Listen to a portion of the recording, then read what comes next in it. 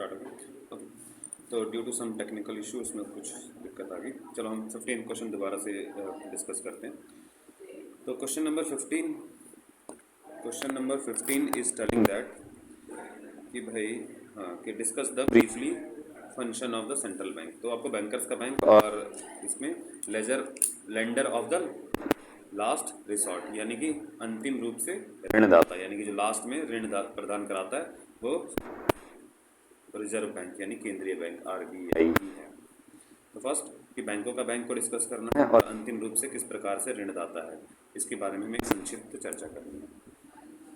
तो बैंकों का बैंक किस प्रकार से है कि वाणिज्य बैंक जो वाणिज्य बैंक होते हैं यानी कमर्शियल बैंक्स होते हैं इसको कि जो इसके पास जमा होता है जो कैश होता है, ठीक है, ये किसके पास जमा कराना होता है, ये आरबीआई के पास जमा कराना होता है। और हर आरबीआई जो है सेंट्रल बैंक यानी कि जो केंद्रीय बैंक होता है वही आरबीआई है, जो सेंट्रल बैंक हमारा आरबीआई है, यही क्या करता है कमर्शियल बैंक्स को लाइसेंस देता है और यही इनको बैंकिंग फैसिलिटीज़ प्रोवाइड कराता है। और इनके जो इंटरनल जो पेमेंट्स होती हैं, जो इंटरनल पेमेंट्स होती हैं, इनको भी क्लियर कराने में हेल्प जो है वो आरबीआई के द्वारा ही की जाती है।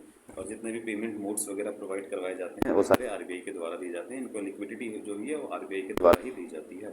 और lender of the last resort यानी कि लास्ट में जो कैश प्रोवाइड करा जाती है जब भी इमरजेंसी होती है, किसी को लिक्विडिटी चाहिए होती है, यानी कैश लिक्विडिटी का मतलब है कि जब किसी भी बैंक को कैश चाहिए होता है तो वो कौन प्रोवाइड कराता है, शॉर्ट टर्म बेसिस पे आरबीआई यानी कि सेंट्रल बैंक ही ये प्रोवाइड कराता है ना कि बैंकों का बैंक। तो जो आरबीआई है वो एक बैंकों का बैंक होता है। बैंकों का बैंक है यानी कि सारे बैंकों पे रेगुलेट करता है, कंट्रोल करता है और बैंकों को जब पैसे की जरूरत पड़ती है तो वही उनके काम आता है। तो ये अंतिम ऋणदाता भी है और साथ में बैंकों का बैंक भी है। बैंकों को रेगुलेट करता है, बैंकों को संचालन की पद्धति देखता है, उनके अकाउंट्स चेक करता है। सारी ये चेक करने का काम जो है वो आरबीआई के पास ही होता है। Now we are moving to 16th question. 16th question क्या कह रहा है कि suppose there are only 3 firms, यानी कि मान के चलो कि आपके पास केवल 3 ही फर्म्स हैं, ठीक है, that is X Y and Z, ठीक है। आपकी इकॉनमी के अंदर तीन ही जो है वो इमेजिनरी इकॉनमी है कोई, और इसके अंदर आपके पास केवल 3 ही फर्म है। During the year of the following transaction look at the place in the economy. तो आपको ये इकॉनमी के अंदर आपको जो ट्रांजेक्शन इन्होंने बताई हुई है, 3 ट्रांजेक्शन बताई हुई है, इनको आपको इकोनॉमी के अंदर प्लेस करना है। First is firm X sold goods worth 20,000 यानी 20,000 का इसने सेल किया। फर्म किसको, firm Y and 12,000 to firm Z. First के अंदर क्या किया कि भाई एक्स ने सोल्ड किया है 20,000 का टू वाई को एंड 12,000 किसको, जेड को, यानी कि एक्स ने किसको किसको सोल्ड, एक्स जो है उसने 12 + 20 इसका ये सोल्ड किया, ठीक है, और वाई ने सोल्ड किया 11 + 35, ठीक है, और जेड ने सोल्ड किया 57 to the household firm final consumption.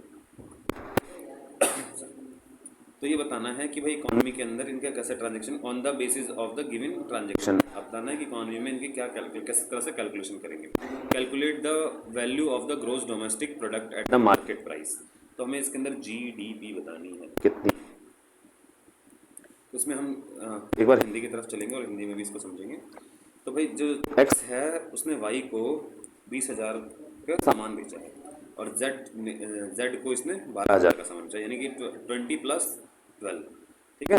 तो ये किसने बेचा, ये जो है एक्स और वाई के बीच में एक्स ने वाई को और फिर एक्स ने ही जेड को बेचा, और वाई ने जो है एक्स को कितना बेचा है 11, और वाई ने जेड को कितना बेचा है 35, और वाई ने जेड को अंतिम उपभोग के लिए परिवारों को कितने का सामान बेचा है। तो इसमें हमें बताना है कि जीडीपी एट मार्केट प्राइस क्या है, ठीक है। तो किस प्रकार का जीडीपी एट मार्केट प्राइस बन रहा है, तो जीडीपी एट मार्केट प्राइस जो बनेगा वो लास्ट वाले गुड्स को बोलते हैं, यानी कि जो 57,000 जो कि फाइनल गुड्स सोल्ड किए गए हैं उसको हम मानेंगे कि भाई यही जो है हमारी इकॉनमी के अंदर लास्ट प्रोडक्शन हुआ है, और जो फाइनल गुड्स का प्रोडक्शन होता है हम उसी को इसमें मानते हैं। जैसे मैं आपको वहाँ पे बता रहा था, यहाँ एक्सप्लेनेशन में इसको पूरी तरह अच्छे से एक्सप्लेन किया हुआ है। तो जो फाइनली हाउस होल्ड को बेचा गया है तो फाइनल गुड्स यानी इंटरमीडिएट गुड्स यानी कि जो हम मध्यवर्ती वस्तुएं हैं इसका हम नहीं मानेंगे। ठीक है, these are not a final goods. तो जो फाइनल गुड्स बनाई गई हैं, जो लोगों को बेचा गया है, जो उसकी वैल्यू है, जो अमाउंट है, उसी को हम मानते हैं कि भाई ये हमारी इकॉनमी के अंदर यही जीडीपी होगी। तो फाइनल गुड्स जो है वो इतने थाउजेंड की है, जो हाउस होल्ड को सील की गई है। So this will be the our GDP at market price. तो G D and P at the market price. ठीक है, चलिए next. Okay, there is another question also, देखते हैं। ओके, पार्ट सेकंड भी है, elaborate the like of impact of the two new express highway on the gross domestic production and the welfare in an economy. Means that कि our government is going to making a new express highway. So government is making the new express way और highway. What will the impact on GDP? तो इसके GDP पे impact क्या होगा, and welfare in economy के अंदर किस तरीके से वेलफेयर करेगा। So whenever the new investment is happening or new infrastructure is made, like expressway, any building, flyovers, so it will increase our GDP. चलिए हिंदी में एक बार पढ़ें से। सर, दो तीव्र गमन राजमार्ग हाईवे, नेशनल हाईवे बना रहे हैं, का निर्माण से अर्थव्यवस्था के सकल घरेलू उत्पाद यानी जीडीपी पर क्या असर पड़ेगा, और कल्याण की भूमि बताना है कि किस तरह से एक संभावित कल्याण है, यानी जो वेलफेयर की बात है, जो वेलफेयर की बात करते हैं, वेलफेयर स्टेट की बात करते हैं कि सरकार जो है लोगों के कल्याण के लिए, तो किस प्रकार से होगा, विस्तार में समझा देना। चलिए समझते हैं। तो भाई जीडीपी पे क्या इम्पैक्ट पड़ेगा? एक तो है कि इससे लोगों को रोजगार मिलेगा। ठीक है, नो डाउट कि भाई लोगों को क्या मिलेगा, रोजगार मिलेगा, क्रिएट एम्प्लॉयमेंट। सबसे पहला है कि भाई तो आएंगे तो रोजगार बढ़ाएंगे, जीडीपी के अंदर आएगा तो नया हाईवे बनेगा, तो उससे सरकार पैसे खर्च करेगी, और पैसे खर्च करेगी तो लोगों को रोजगार बनेगा, लोगों की उत्पादकता बढ़ जाएगी, प्रोडक्टिविटी बढ़ेगी। ठीक है, और लोग जो है इसके अंदर ज़्यादा पैसा आएगा तो पब्लिक के हैंड में पैसा आएगा। ठीक है, यानी कि जब पब्लिक होगी तो पब्लिक के हैंड में पैसा आएगा, जो पीपल्स होंगे उनके पास पैसा आएगा, पब्लिक के हैंड में पैसा आएगा। और दीर्घकालीन कल्याण सुधार और सामाजिक और जो लंबे टाइम तक, ठीक है, इससे हमें क्या मिलेगा, टोल टैक्स देते हैं, टैक्स सरकार वसूलेगी, और उस टैक्स के पैसे से जनता की भलाई की जाएगी। और हमें साथ में पर्यावरण की लागतें, यानी कि कुछ एक्सपेंडिचर्स होते हैं जो कि हम बोलते हैं कि भाई अगर आप किसी भी चीज़ को बनाओगे, ठीक है, तो उस पर आपको क्या लगता है, एनवायरनमेंट को आप नुकसान तो पहुँचाओगे। ठीक है, तो आप एनवायरनमेंट यानी ईपीएस को नुकसान पहुँचाते हैं। एनवायरनमेंट जो होता है, आप पढ़ते होंगे, ईपीएस का चैप्टर आपने पढ़ा होगा, और इसके अलावा आप साइंस में पर्यावरण को ही पढ़ते हैं। तो साइंस एनवायरनमेंट को तो आप नुकसान पहुँचाओगे, साथ में उसकी लागतों को भी ध्यान में रखना होगा। 16 क्वेश्चन के बी पार्ट की तरफ चलते हैं। तो और मतलब अथवा में है ये, आप चाहे तो ऊपर वाला एक पार्ट करें, चाहे बी, या तो आप बी पार्ट करें, बस हम दोनों करेंगे। How you will treat the follow and the meaning the national income, give the reason for your answer. तो salary receive on the non resident Indian working Russian embassy in India. ठीक है, तो यानी कि वो सैलरी रिसीव किया उन लोगों ने non resident Indian working in Russian embassy in India. तो यानी कि उन लोगों ने सैलरी रिसीव की है जो इंडिया में नॉन रेजिडेंट है, इंडिया के non resident Indian working in Russian embassy in India, जो रशिया के लिए काम कर रहे हैं इंडिया के अंदर। Profit earning of by an Indian bank from the branches abroad. तो ब्रांचेस के एब्रॉड से उनको फॉरेन से, मतलब उन्होंने, हमारे जो इंडियन बैंक है उसने बाहर के देशों से कुछ पैसा कमाया है। Entertainment tax receive by the government, और गवर्नमेंट ने एंटरटेनमेंट टैक्स लिया है। तो ये बताना है कि भाई नेशनल इनकम के अंदर ये जुड़ेंगे या घटेंगे, और साथ में रीज़न भी बताना है क्यों ऐसा होगा, तो आखिर क्यों होगा। तो एक बार हम हिंदी में पढ़ें, then we will go through the answer, हम उसके बाद आंसर की तरफ चलेंगे। तो राष्ट्रीय आय की गणना करते समय आप निम्नलिखित किस प्रकार का व्यवहार करेंगे, अपने कारण सहित उत्तर की व्याख्या करनी है। तो भारत में स्थित रूसी दूतावास में कार्यरत अनिवासी भारतीयों को वेतन, तो जो भारत में तो है और रूस का दूतावास ही भारत में है, और जो लोग हैं वो अनिवासित हैं, यानी कि कभी भी भारत या फिर भारत के बाहर जा सकते हैं। तो किसी भारतीय बैंक द्वारा विदेशों में स्थित शाखाओं से अर्जित लाभ, यानी कोई भारतीय बैंक है, उसके विदेश में शाखाएं हैं, ब्रांचेस हैं, तो उससे उसको लाभ प्राप्त हो, यानी बाहर से देशों से उसको आय प्राप्त हुई है। तो सरकार को प्राप्त मनोरंजन कर, तो इसमें हम किस किस को नेशनल इनकम के अंदर यानी राष्ट्रीय आय की गणना करते समय उसको हम जोड़ेंगे। तो किस किस को प्लस करेंगे, किसको माइनस करेंगे, क्या करेंगे, ये देखते हैं एक्सप्लेनेशन की तरफ। ठीक है, तो अच्छा एक्सप्लेनेशन में सर कंसर्न है, तो हम इसको कैसे सॉल्व करते हैं। तो देखो जैसे ही हमें हम क्या कर रहे हैं, बाहर के लोगों को सैलरी दे रहे हैं, मतलब बाहर के लोगों को सैलरी मिल रही है, लेकिन वो नॉन रेजिडेंट है, यानी इंडिया के अंदर नहीं रहने वाले हैं। ठीक है, अगर वो इंडिया के अंदर पैसे भेजते,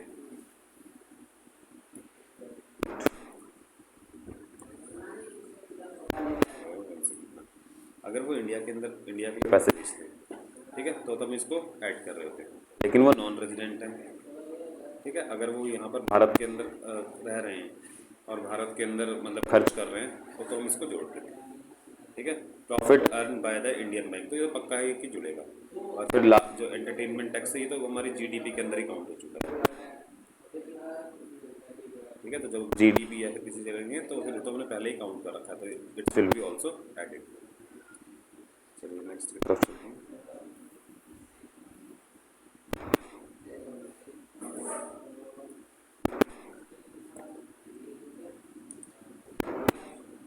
ठीक है, इसमें ये ध्यान रखना कि जो अगर वो भारत के अंदर रह रहे हैं तो उसको हम जोड़ते हैं। ठीक है, अगर वो भारत के अंदर नॉन रेजिडेंट जो है, भारत के अंदर अभी नहीं रह रहे, लेकिन हाँ काम तो भारत में ही कर रहे हैं, तो खर्च भी भारत में करेंगे। ठीक है, लेकिन अगर वो भारत के अंदर नॉन रेजिडेंट का मतलब ये होता है कि कोई भी व्यक्ति जो है 120 या से ज़्यादा दिनों तक भारत में ना रहा हो। चलिए इनसे आगे सॉल्व करते हैं, इसको एक बार और देख लेंगे। सेकेंड क्वेश्चन है, from the following data about the X for the year of 2000 and 2001 calculate the net value added और market price during the year. तो आपके पास ये सेल्स दी गई है, ओपनिंग स्टॉक, ये सारी चीज़ें दी गई हैं। फिर आपको इसमें कि net value eight market price पता करना है कि भाई कितनी वैल्यू है at the rate market price. तो एक फर्म जो है एक्स के बारे में वर्ष 2000 और 2001 के बारे में निम्नलिखित आंकड़ों में बाजार के अंदर शुद्ध मूल्य वृद्धि पर ज्ञात करनी है। तो किस तरह से देखो, बिक्री कितनी हुई 90, अंतिम स्टॉक 25, प्रारंभिक स्टॉक 15, अप्रत्यक्ष कर 10, मूल्यह्रास 20, मध्यवर्ती उपभोग 10, कच्चे माल की खरीद 5 और किराया जो है 15। तो इसका हमें शुद्ध मूल्य पर वृद्धि ज्ञात करनी है। तो एक बार इसमें देखते हैं।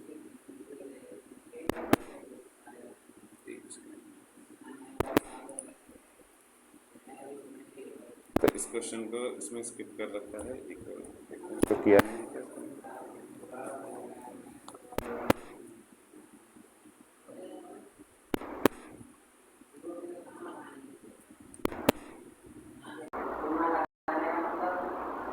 ठीक है, तो इसमें हम इसको प्लस कर देंगे बिक्री और अंतिम स्टॉक यानी लास्ट में जो आपके पास स्टॉक अवेलेबल था, तो इसको ही प्लस कर देते हैं। और जो हमारे पास इनडायरेक्ट टैक्सेस जो हमने दिए हैं इसको माइनस कर देते हैं। मूल्यह्रास हुआ इसको ही माइनस कर देते हैं। मध्यवर्ती उपयोग के लिए अगर कोई चीज़ें हैं इसको ही माइनस कर देते हैं। कच्चे माल की खरीद के लिए आपने कोई दिया है वो माइनस कर देते हैं। किराया जो आपका वो भी प्लस कर देते हैं। तो इन सबको प्लस करके और कुछ जो चीज़ें होंगी वो माइनस करके हम इसको प्राप्त कर सकते हैं, निकाल सकते हैं। ठीक है, और वैसे आपके पास ये और में ही है, तो आप ऊपर वाला सवाल करें जो थ्योरी वाला पोर्शन है, तो it will be the better. ठीक है, अब देखिए 17 क्वेश्चन की तरफ चल रहे हैं। 17 question of the following text carefully. The union budget 2025-26 introducing a series of the measuring the aimed of the strength the macro small medium industries MSME को, तो sector the recognize the MSME as per the Indian journey and development along with the agriculture investment export and the vital contribution to the Indian industries landscape. MSME sectors play a crucial role in the manufacturing sector, exported and employment generation. The boundaries and the provision aim to build a strong foundation of the foreign investment and engaging the competitiveness, ensuring the better accessment of the resources Furthermore, government going to invites like the Udyam registration portal, PM Vishwakarma, PM EGP Surti, and public procurement policy continue to demonstrate a combined effect towards the integrated and the empowering MSME. So this is a, आपको इसको read करना carefully, and on the basis of that we need to give this answer. तो आपने जो common understanding के basis पे भी आपको आंसर देना है, टेक्स्ट के बेसिस पे, और एंड कॉमन अंडरस्टैंडिंग ऑल्सो आपको इसमें यूज़ करना है, रीजनिंग और यूज़ करना है जो करंट अफेयर का है. तो इसके अंदर आपसे बात की गई है कि किस प्रकार से एमएसएमई को बढ़ावा देने के लिए गवर्नमेंट ऑफ इंडिया ने रिसेंटली कुछ नए स्टेप्स लिए हैं. तो MSME play a preventive role in India journey of the development, and do you agree with the given statement, give the valid and the support of your answer. यानी अगर आप इससे सहमत हैं, आप इससे सहमत हो रहे हैं, तो आप इसका जवाब देना है, किस प्रकार से, रीज़न देना है. Explain the major invented by the government for the standard MSME. तो एमएसएमई के बारे में आपको बताना है कि गवर्नमेंट ने किस तरह से इसको स्ट्रेंथ, मतलब मजबूती प्रदान करवाई है. एक बार हिंदी में हम यूएसएम और पढ़ लेंगे, देन इसके बाद हम इसके आंसर को देखेंगे और फिर आंसर की तरफ चलेंगे. तो केंद्रीय बजट इसके अनुसार 25-26 के अनुसार उद्यम और इसके को बनाने के उद्देश्य से ये उपाय प्रस्तुत किए गए. यह कृषि निवेश निर्यात के साथ साथ भारत की विकास यात्रा है, जिसमें एमएसएमई की भूमिका को एक प्रमुख इंजन के रूप में मान्यता देता है. भारत में औद्योगिक परीक्षण के एक महत्वपूर्ण योगदान के रूप में एमएसएमई विनिर्माण क्षेत्र यानी सेकेंडरी सेक्टर और निर्यात और रोजगार सृजन का महत्वपूर्ण भूमिका निभाता है. नए बजट प्रावधानों के उद्देश्य नवाचार को प्रोत्साहन करके प्रतिस्पर्धात्मक में वृद्धि करके तथा संसाधन के तक बेहतर पहुंच सुनिश्चित करके एक सुदृढ़ नींव का निर्माण करना है. इसके अलावा उद्यम पंजीकरण पोर्टल, पीएम विश्वकर्मा, पीएमईजीपी और स्फूर्ति तथा सार्वजनिक क्रय जैसी नीति सरकार के विद्यमान पहलों में एमएसएमई को एकीकृत और सशक्त बनाने की दिशा में संयुक्त प्रयास का प्रदर्शन करने का काम जारी है. ठीक है, तो इसके बेसिस पे आप इसको एक बार ध्यान से पढ़ें. ठीक है, इसे एक बार वीडियो पॉज करें और फिर इसको ध्यान से पढ़ें, फिर उसके बाद हम इसको आंसर देते हैं. तो एमएसएमई भारत में एक विकास यात्रा के रूप में महत्वपूर्ण भूमिका निभाता है. क्या आप इस कथन से सहमत हैं? अपने उत्तर के समय में तक देना है. मतलब एमएसएमई के बारे में बताना है कि भाई एमएसएमई ने जो है किस प्रकार से भारत के विकास की यात्रा में अपनी सहभागिता दी है, और अपने साथ में इसके पक्ष में कुछ उत्तर भी देने हैं, तर्क देने हैं, जिससे आप प्रूफ कर पाएँ कि इसने ऐसे किया है. सॉरी. एमएसएमई को सशक्त करने के लिए सरकार द्वारा उठाए गए प्रमुख उपायों की व्याख्या कीजिए. तो एमएसएमई को और मजबूत करने के लिए सरकार ने जो कदम उठाए हैं उसका जवाब देना है. तो ये जवाब तो आपको इसके अंदर ही मिल जाएगा. ठीक है, when you are reading this, आप इसे जब पढ़ेंगे तो आपको ये इसका जवाब मिल जाएगा. सो आंसर की तरफ चलते हैं. तो बिल्कुल सही बात है कि भाई जो एमएसएमई है इसने एक बहुत इम्पॉर्टेंट और एक अच्छा रोल प्ले किया है डेवलपमेंट ऑफ इंडिया के अंदर, इंडिया का डेवलपमेंट करने में. ठीक है, तो इंडिया का डेवलपमेंट करने में एक मेजर रोल जो है वो एमएसएमई का भी हमें दिखाई देता है. तो yes, MSME contribute a manufacturing, export and employment creation. तो जो भाई एमएसएमई ने हमें कैसे कंट्रीब्यूट किया है, मैन्युफैक्चरिंग में छोटी छोटी चीज़ें बना के एक्सपोर्ट करने में. हमने बहुत सारा सामान जो है विदेशों में भी भेजा है, और एम्प्लॉयमेंट यानी कि लोगों को रोजगार देके. मेजरिंग द उद्यम रजिस्ट्रेशन, तो Udyam registration, credit facility, PM Vishwakarma, कौंसल लोन, तो ये सब इन सब चीज़ों ने भी जो है किसानों के लिए काफ़ी जो एमएसएमई के लोग हैं इनके लिए काफ़ी अच्छी चीज़ें बनाई हैं. ठीक है, तो अच्छा, ये तो दोनों के आंसर्स को एक साथ ही क्लब करके दे दिया है इसने. देखिए यहाँ से लेके यहाँ तक सेकंड का आंसर होगा, इसमें साथ में आंसर लिख गया है. ड्यू टू सम मिसअंडरस्टैंडिंग इसके अंदर चीज़ें जो हैं एक साथ लिख दी गई हैं. तो यहाँ तक तो आपका पहला आंसर है, फर्स्ट क्वेश्चन का आंसर है. And there is from there to where, ये जो है सेकंड का आंसर है, सेकंड क्वेश्चन का आंसर है. ठीक है, यानी कि सेकंड क्वेश्चन का आंसर है. इन दैट कि आपको ये बताना है कि सरकार गवर्नमेंट ने किस किस तरह के स्टेप्स लिए हैं towards the increasing the number of MSME को बढ़ाने के लिए सरकार ने किस किस तरह की चीज़ें स्टार्ट की हैं. तो उद्यम रजिस्ट्रेशन करवाया है, क्रेडिट फैसिलिटी दी है, पीएम विश्वकर्मा, कौंसल लोन्स यानी कि लोन्स दिए हैं, पब्लिक प्रॉपर्टी प्रेफरेंस दी है, और टेक्नोलॉजी और ट्रेनिंग स्कीम्स का यूज़ किया है.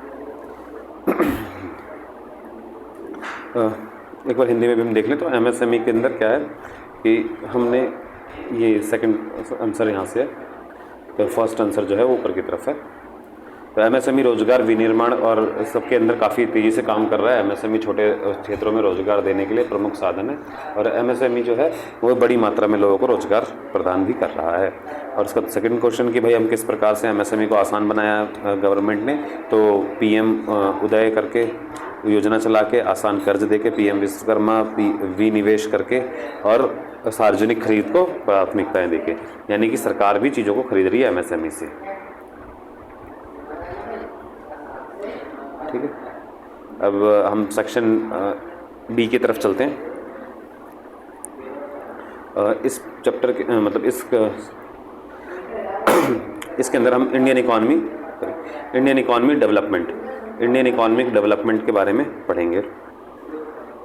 Section B, read the following statement carefully. तो 18 क्वेश्चन में सॉल्व कर रहा हूँ।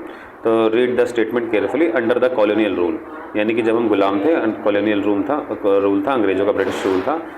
Basic infrastructure like the railway, post and the telegraph ETC was developed. तो अंग्रेजों ने हमारे यहाँ पर railway, post and telegraph was developed, so they developed these kind of things in India also.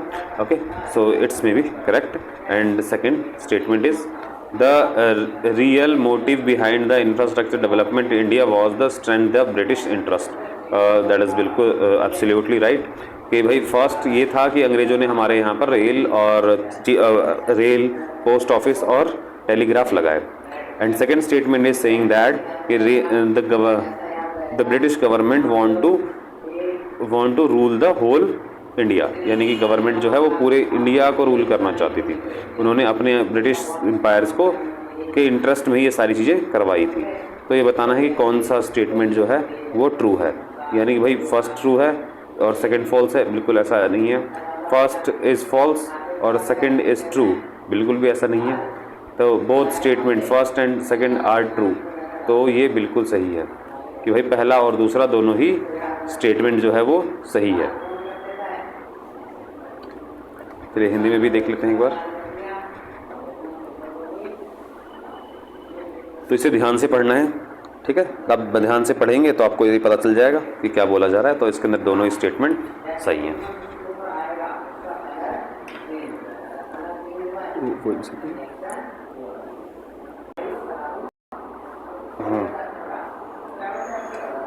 19th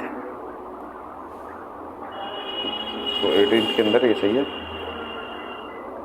19th की तरफ चलते हैं। तो कृषि विपणन यानी कि जो मार्केटिंग है, identify the which of the following alternative indicate in correct composition components combination agriculture marketing scheme. तो एग्रीकल्चर के अंदर हम क्या क्या करते हैं कि सबसे पहले संग्रहण, भंडारण, प्रसंस्करण, पैकेजिंग, इन सब को लेकर आपको बताना है कि हम किस तरह से कौन कौन चीज़ें करते हैं।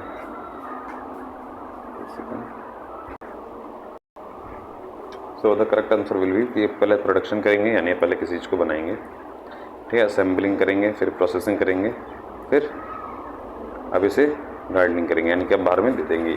यही production is not a marketing function. तो प्रोडक्शन जो है वो बाज़ार का हिस्सा नहीं माना जाता, ठीक है।